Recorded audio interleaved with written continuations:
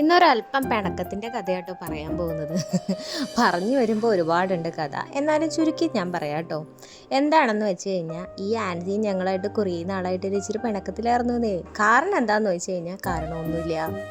എന്നാൽ പിണക്കാണോ എന്ന് വെച്ചാൽ പിണക്കാണ് താനും. അങ്ങനത്തെ കുറേ നാളുകൾക്ക് ശേഷം ഞങ്ങളൊരു റീയൂണിയൻ പോലെ വെച്ചു കിട്ടോ. കാര്യം പലപ്പോഴും പലയിടങ്ങളിലായിട്ട് കണ്ടുമുട്ടുമെങ്കിലും ഉള്ളിലുള്ള ഈഗോ ക്ലേശ് കാരണം കൊണ്ട് ഞങ്ങൾ ആരും അങ്ങോട്ടും ഇങ്ങോട്ടും മിണ്ടാറുണ്ടായിരുന്നില്ല. പരസ്പരം ഒരുപാട് ദേഷ്യവും കാര്യങ്ങളൊക്കെ ആയിട്ട് ഒരുപാട് നല്ല സമയങ്ങൾ ഞങ്ങൾക്ക് വെറുതെ നഷ്ടപ്പെട്ടു പോയിട്ടോ.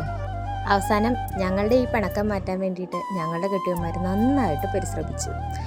വെറുതെ നിസ്സാര കേസിനായിരുന്നു ഇത്രയും കാലമൊക്കെ പിണങ്ങിയിരുന്നത്. എന്തായാലും എന്തൊക്കെയായാലും അങ്ങോട്ടും ഇങ്ങോട്ടും പരാതിയും പരിഭവങ്ങളും എല്ലാം പറഞ്ഞു തീർത്ത് കഴിഞ്ഞപ്പോൾ മനസ്സിന് ഭയങ്കര ഒരു ആശ്വാസം. അത്രയും നാളുള്ളിലുണ്ടായിരുന്ന ആ ഒരു ബുദ്ധിമുട്ട് മാറിക്കിട്ടിയെന്ന് തന്നെ പറയാം. പിന്നെ ഓഫ് കോഴ്സ് ഞങ്ങൾ എപ്പോഴും പോകുന്നത് പോലെ തന്നെ നമ്മുടെ സ്വന്തം ബാബു ചേട്ടൻ്റെ 24ലേക്കാണ് ഞങ്ങൾ പോയേട്ടോ. അവിടുത്തെ ഒരു കാപ്പികുടിയും ആ കാഴ്ചകളും എല്ലാം നല്ല അടിപൊളിയാണല്ലോ. ഇവിടുത്തെ ഒരു ബൂസ്റ്റ് കഴിക്കാൻ വേണ്ടി മാത്രമായിട്ടാണ് ഞങ്ങൾ അവിടെ പോകുന്നതെന്ന് പറഞ്ഞു കഴിഞ്ഞാൽ നിങ്ങൾ വിശ്വസിക്കുമോ? നല്ല ടേസ്റ്റാണ്. പിന്നെ ഷവർമയുടെ സമയം തീർന്നു പോയത് കൊണ്ട് തന്നെ അവിടെ നിന്ന് ഷവർമയൊന്നും കഴിക്കാൻ പറ്റിയില്ല. പിന്നെ നേരെ ഞങ്ങൾ ജിബിനാസ് കഫേ സ്ട്രീറ്റിലേക്കാണ് പോയത് കേട്ടോ. അവിടെ ചെന്ന് പ്രത്യേകിച്ച് കഴിക്കാനൊന്നും മേടിച്ചില്ല, എന്നാലും ചുമ്മാ ഒരു രസത്തിന് പോയി. കാരണം അവിടെ ഇരുന്ന് കഴിഞ്ഞാൽ നമുക്ക് ഫ്ലൈറ്റ് പോകുന്നതും വരുന്നതും ഒക്കെ നല്ല അടിപൊളിയായിട്ട് ആസ്വദിക്കാമെന്ന് ആരൊക്കെയോ പറഞ്ഞ് കേട്ട അറിവിൽ ഞങ്ങൾ പോയതാണ്.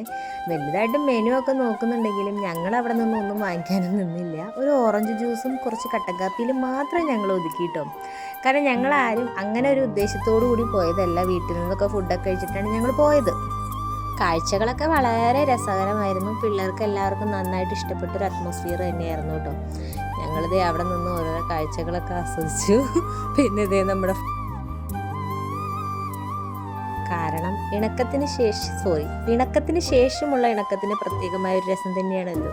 അങ്ങനെ ഞങ്ങളിത് എല്ലാവരും ഇരുന്ന് വർത്താനം പറഞ്ഞ് വിശേഷങ്ങൾ പറഞ്ഞ് മുൻപുണ്ടായ വിശേഷങ്ങളും എല്ലാ കാര്യങ്ങളും പങ്കുവച്ചു ഒരുപാട് നേരം സംസാരിച്ചു കേട്ടോ.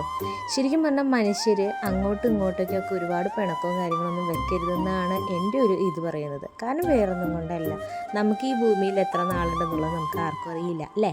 അപ്പം നമ്മൾ മാക്സിമം അതൊക്കെ എൻജോയ് ചെയ്യുക. ആരുമായിട്ടും ഒരു പിണക്കവും ഒന്നും ഇല്ലാണ്ട് സന്തോഷമായിട്ട് തന്നെ ജീവിക്കാൻ ശ്രമിക്കുക.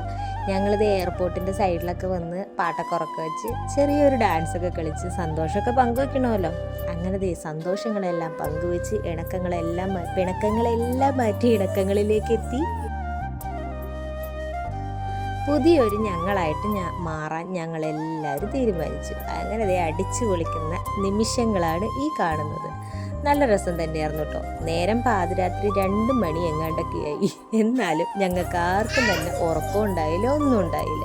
ഫുൾ എൻജോയ്മെൻറ്റ് മാത്രമായിരുന്നു ഞങ്ങളുടെ ലക്ഷ്യം. കുട്ടികളൊക്കെ ആണെങ്കിലും ഭയങ്കര സന്തോഷത്തിൽ. അപ്പോൾ അടുത്തൊരു വീഡിയോ ആയിട്ട് പിന്നെ വരാം. ടാറ്റാ.